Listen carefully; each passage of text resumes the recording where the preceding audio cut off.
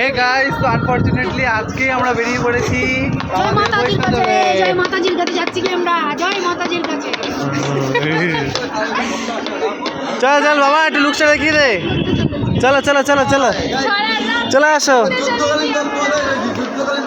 আমরা আজকে সারা রাত থাকতে চলেছি সবাই মিলে একসাথে। আমাদের বেরানোর কথা ছিল কালকে। যথারীতি মনে অনেক সাহস জুটিয়ে আমরা সবাই মিলে আমাদের যাত্রা শুরু করলাম। হে গাইস, এখন বাজে 10টা 7। তো আমরা এখনই আর কি বৈষ্ণব দেবীর জন্য রওনা দিয়েছি, ট্রেকিংয়ের জন্য রওনা দিয়েছি। আমাদের অ্যাকচুয়ালি সামনের দিনের গাড়িটা আমাদের ট্রেনটা আমাদের ক্যান্সেল হয়ে গেছে, তাই জন্য আমাদের কালকের মধ্যে হয়তো বেরানো হতে পারে কাটরা থেকে, বৈষ্ণব দেবী থেকে। তাই জন্য ওরা বলছিল যে এখানে নেবে না, মানে হয়তো বৈষ্ণব দেবীতে ট্রেকিং করা যাবে না। কিন্তু তাও আমরা সবাই, আমি, বিশ্ব, বাবান, মা আর প্যাম, আমরা সবাই মিলে বেরিয়ে গেছি। লাস্ট 10টা অবধি ছিল পার্সি কাটা এন্ট্রি করার। এন্ট্রি করলে এই কার্ডটা দেয় আর কি, আধার কার্ডে দেখালে। তো ওটা আমরা দেখিয়েছি, দেখিয়ে দেন আমরা এন্ট্রি পেয়ে গেছি লাস্ট মোমেন্টে এসে একদম। তো আমরা ট্রেকিং অলরেডি শুরু করে দিয়েছি। তো ওই লাঠিও নিয়ে নিয়েছি তার জন্য। তো অলরেডি হাঁপানো স্টার্ট হয়ে গেছে, বাট উঠতে হবে। উঠবো যখন ভেবেছি তখন উঠতেই হবে। তো আসছে ওরা, সমরদা, কামেলা বোস, বিশ্ব, এই মা চলে এসছে।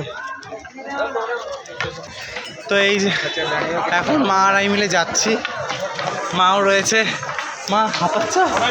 হচ্ছে কিছু কিন্তু হবে, ঠিক পারবো, তাই না? কেন পারবো না, এটা উঁচু রাস্তা। মা বলছি তারকেশ্বর গেছি, কেন পারবো না? এর থেকে তো ডবল হেঁটেছি, অবভিয়াসলি ডবল হেঁটেছি। আমি আমার লাইফে কখনো তারকেশ্বর যাইনি, বাট এটা আমার প্রথম কোথাও হেঁটে আমার ফার্স্ট টাইম কোনো যাত্রা। তো অবশ্যই তোমরা থাকো, ভিডিওটা পুরো দেখো। রাত্রিবেলা কী হয় না হয় অবশ্যই তোমার সাথে শেয়ার করবো, অবশ্যই থেকো, কন্টিনিউ ভিডিওটা দেখো। এটা হলো আমাদের প্রথম পর্বের দর্শন। বল একটু। অনেকটা দূর চলে এসেছি গাইস, অনেকটা দূর চলে এসেছি, আর বেশিক্ষণ বাকি নেই। অলরেডি আমাদের হচ্ছে প্রথম দর্শন, তাই তো? এরকম করে কি 9টা মন্দির থাকবে? হ্যাঁ, তাহলে প্রথম দর্শন সবে হলো, এখন 8টা বাকি আছে।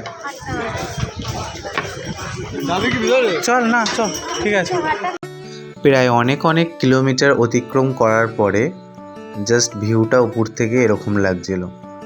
বাড়িঘরগুলো একদম ছোট ছোট হয়ে গিয়েছিল।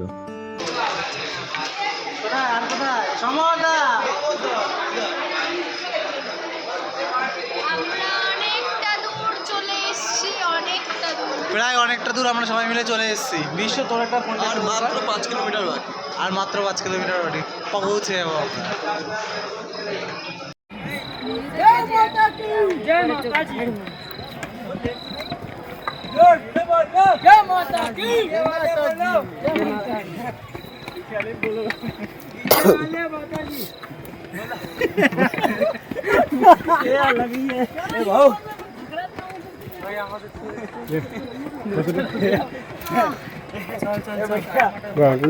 মামন্দা হ্যালো। বৈষ্ণব দেবী মন্দির যাত্রা পথে এটা হলো আরেকটি পর্বের দর্শন।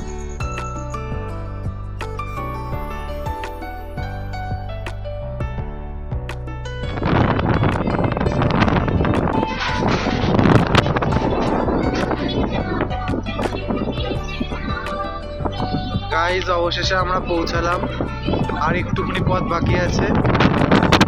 আমরা খুব হ্যাপি। হাওয়া দিচ্ছে,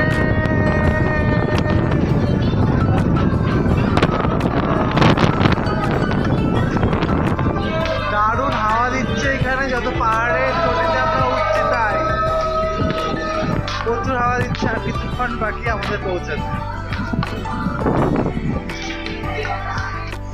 অবশেষে অনেকটা যাত্রার পর প্রায় আমাদের মেন মন্দিরের আমরা কাছাকাছি পৌঁছে গেলাম। অবশেষে পাহাড়ের কোল থেকে সেই মেন মন্দির আমাদের দেখতে পাচ্ছি আর কি। আর যথারীতি সবারই প্রচণ্ড পরিমাণে ঠান্ডা লাগতে শুরু করেছে। সবাই যে যা জামা প্যান্ট পরেছিল, সঙ্গে সবাই সোয়েটারগুলো পরে নিয়েছে আর কি।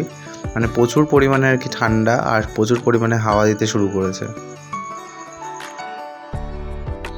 অবশেষে আমাদের পুজো দেওয়া সম্পূর্ণ হলো। তাহলে যেহেতু মন্দিরের ভেতরে বা মন্দিরের কাছাকাছি মন্দির চত্বরে কোনো ফটো ভিডিও কোনো কিছু অ্যালাউ নেই, তাই তোমাদেরকে অত কাছ থেকে হয়তো দেখাতে পারলাম না। আর তোমরাও অবশ্যই এরকম মোটা সোয়েটার জ্যাকেট অবশ্যই তোমরা ক্যারি করো, কারণ উপরে উঠলে খুবই ঠান্ডা। পুজো দেওয়ার পর এতটাই ক্লান্ত হয়ে পড়েছিলাম যে পুরো চোখটাই লেগে গেছিলো। আর এদিকে প্যাম একটু সময় নিয়ে একটু বসেও পড়েছে, ঠান্ডায় ও জাস্ট আর পারছে না।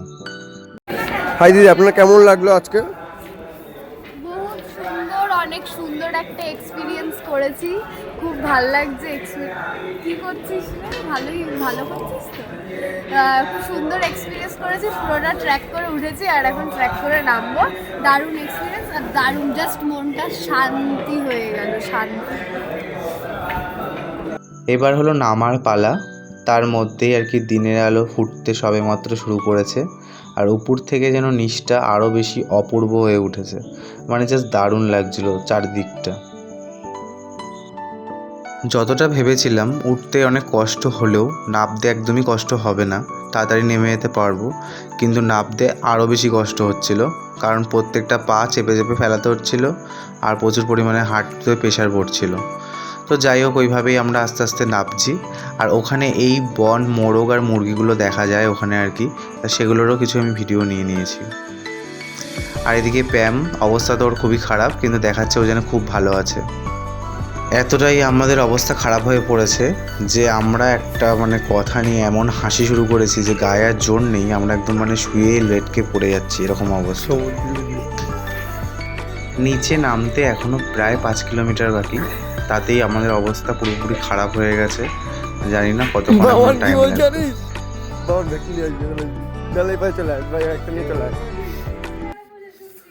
বাবান বলছে কি সেগুলো আমার যেন উপরে উঠে যাচ্ছে।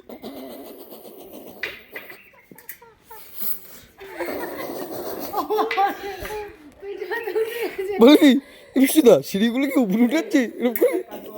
আমি কি বলছি শোন, জানো না জয় মাতাজি আমি কি চাই ভুলে যাবি। ভুলে গেলাম সমস্যা। হে গাইস, তো আমরা এখন আর কি পুরো আমাদের যাত্রা কমপ্লিট করলাম। ঠিক আছে, আমাদের এখন কটা বাজে বিষয়? 8টা বেজে গেছে, তাই না? 8টা বেজে গেছে। তো 8টা বাজে এখন আমরা এই নামলাম পুরো একদম উপর থেকে নেমে এখন আমরা অটো ধরেছি। অটো ধরে এখন যাবো হোটেলে আর কি, পুরো একদম টায়ার্ড। ঠিক আছে, কতক্ষণে হোটেলে যাবো, পা মা সত্যি কথা খুব ব্যথা করছে। ঠিক আছে, একটু হবে আর কি, মানে আমরা যেহেতু হেঁটে উঠেছি আর হেঁটেই নেমেছি, আর একটু রেস্ট করিনি, কারণ আমাদের হয়তো ট্রেন হতে পারে আজকে, ওর জন্য যাওয়ার হতে পারে, ওর জন্য আমরা তাড়াতাড়ি করে চলে এসেছি, আমরা হোটেলে যেতে হবে। তো এখন যাচ্ছি বাড়িতে। আমরা একটা অটোতে উঠেছি 6 জন। ঠিক আছে, আমি, প্যাম, মা, বিশ্ব, বাবা আর আছে সব। ঠিক আছে, আমরা 6 জন একটা গাড়িতে উঠেছি। তো একটা গাড়িতে উঠেছি, একটা গাড়িতে আমাদের মোটামুটি 3 টাকা হয়ে গেল। তো আমরা বেশ এখন যাচ্ছি পুরো হোটেলে। আমাদের হোটেলের বাড়ি হোটেলের সামনেই, একদম আমাদের কাটরা সিনেমা হলের সামনে হোটেল। তো হোটেলের সামনেই আমাদের যাওয়া হচ্ছে। এখন কখন যাবো, কিছু একটু খাবো, খেয়ে স্নান করে মানে একটু ফ্রেশ হয়ে তারপরে ঘুমিয়ে পড়বো। তারপরে তোমাদের সাথে দেখা হচ্ছে। আজকের জন্য এইটুকু, টাটা।